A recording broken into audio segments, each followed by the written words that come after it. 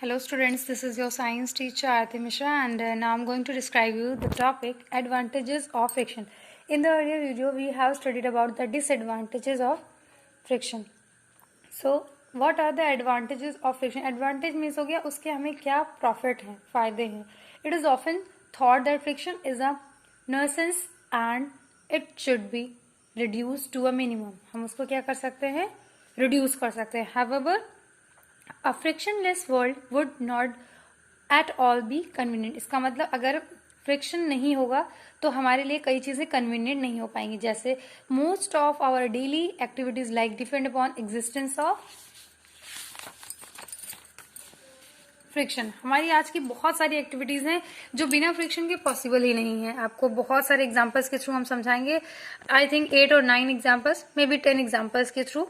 In absence of friction, अगर friction ना हो तो क्या होगा, हम रोड पे अच्छे से वॉक भी नहीं कर पाएंगे बेटा. We would not be able to walk on the road. It is the reaction of the force of friction which makes us move ahead. ये फ्रिक्शन का फोर्स ऑफ फ्रिक्शन होता है जिसकी वजह से हम वॉक कर सकेंगे. अदरवाइज क्या होगा, फ्रिक्शन नहीं होगा तो हम स्लिप करके नीचे गिर जाएंगे. Second, when the road becomes wet after rain, friction is reduced and hence the road becomes slippery. क्या होता है, जब बारिश हो जाती है और फ्रिक्शन, उसकी वजह से फ्रिक्शन रिड्यूस हो जाता है और उसके बाद अगर हम उस रोड पे चलते हैं तो क्या होता है, फिर हम उसमें वो हमारे लिए स्लिपरी हो जाती है. और स्लिपरी सरफेस पे हम क्या वॉक कर पाएंगे? No, not possible. Third, we slip on icy roads on polished smooth surface. हम किस पे स्लिप करते हैं? Icy roads, polished smooth surface होगी तो हम उस पे से स्लिप कर जाएंगे. फोर्थ है, the wheels of vehicles would fail to rotate about moving ahead if there is no friction between the wheels and the ground. कोई भी गाड़ी, कोई भी व्हीकल होगी, अगर उसके व्हील और ग्राउंड के सरफेस के बीच में अगर फ्रिक्शन नहीं होगा तो क्या वो मूव कर पाएगी? No, not possible. 5 is friction helps in supporting a ladder incline to a wall. Friction हमें हेल्प करता है, जैसे लैडर होता है, हम वॉल पे एक सीढ़ी लगा के उस पर चढ़ते हैं ना ऊपर, तो अगर फ्रिक्शन नहीं होगा तो क्या सीढ़ी, जो लैडर होती है, सीढ़ी को हम लैडर कहते हैं, तो क्या वो सरफेस पे टिक पाएगी? नो, वो स्लिप करके नीचे गिर जाएगी.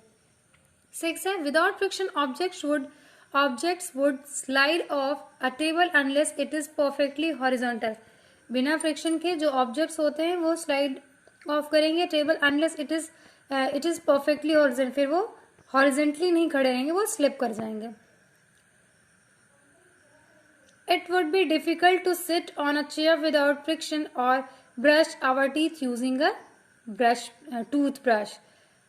अगर हमारे फ्रिक्शन नहीं होगा टीथ में ब्रश से तो हम क्या, हमारा क्लीन होगा टीथ? नहीं. इट वुड बी डिफिकल्ट होगा ना to sit on a chair without friction. अगर फ्रिक्शन नहीं होगा जिस चेयर पे हम बैठ रहे हैं तो क्या होगा, हम बैठ नहीं पाएंगे. बिना फ्रिक्शन के हम टीथ में ब्रश नहीं कर पाएंगे.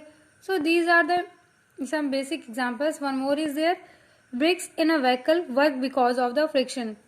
ब्रेक्स क्यों वर्क करती हैं? Just because of friction. अगर फ्रिक्शन ना हो तो ब्रेक भी वर्क नहीं करेगी. Between the brake lining and the drum of the wheel, है ना, तो बिना फ्रिक्शन के साइकिल का ब्रेक भी नहीं वर्क करेगा. 6th, friction is necessary to burn a matchstick. अगर फ्रिक्शन नहीं होगा तो कोई भी मैचस्टिक से बर्न नहीं होगा, मैचस्टिक चलेगी ही नहीं, जलेगी ही नहीं हमारी. 10th है, it is due to friction that we can write a board on by a chalk. जब चॉक से हम लोग लिखते हैं बोर्ड पे तो अगर स्लिपरी सरफेस रहती है तो आपने ऑब्जर्व किया होगा कि जिस जगह पे थोड़ा सा स्लिपरी रहता है वहां पे वर्ड्स नहीं लिख पाते अच्छे से हम, और जहाँ पे रफनेस होती है ऑब्जेक्ट्स वहां पे अच्छे से हम लिख पाते हैं और हमें राइटिंग करने में इजीली रहता है.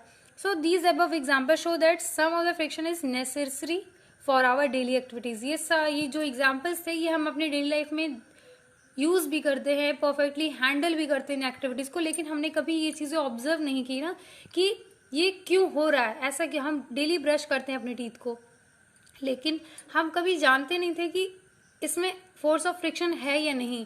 हम साइकिल का ब्रेक यूज करते हैं बट हम कभी इसका टॉपिक का कंफर्मेशन नहीं जानते थे कि किस तरीके से फोर्स ऑफ फ्रिक्शन वर्क करता है ब्रेक में.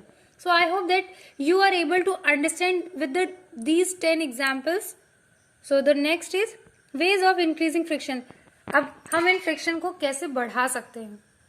We have seen that friction is necessary in some extent में नेसेसरी है। तो friction can be increased by the following 3 ways. Friction को हम बढ़ा सकते हैं bye 3 veg.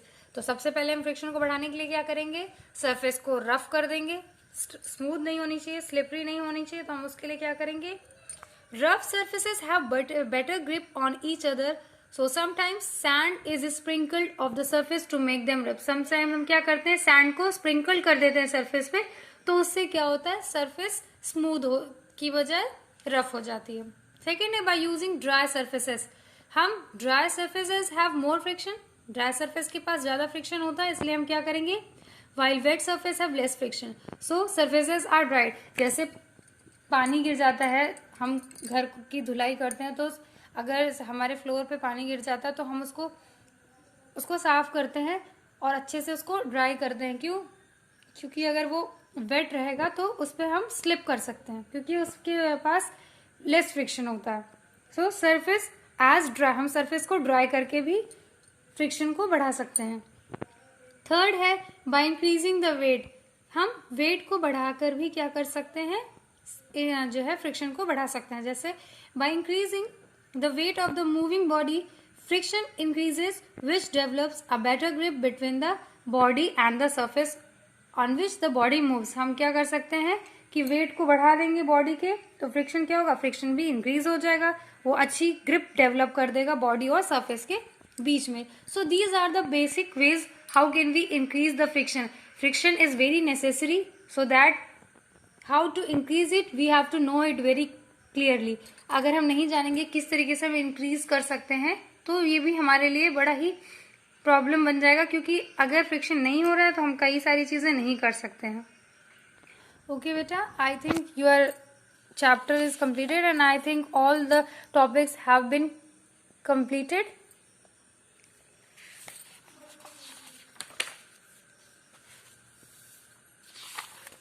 I hope that you will understand it carefully. So on tomorrow we will start new chapter. Thank you for watching this.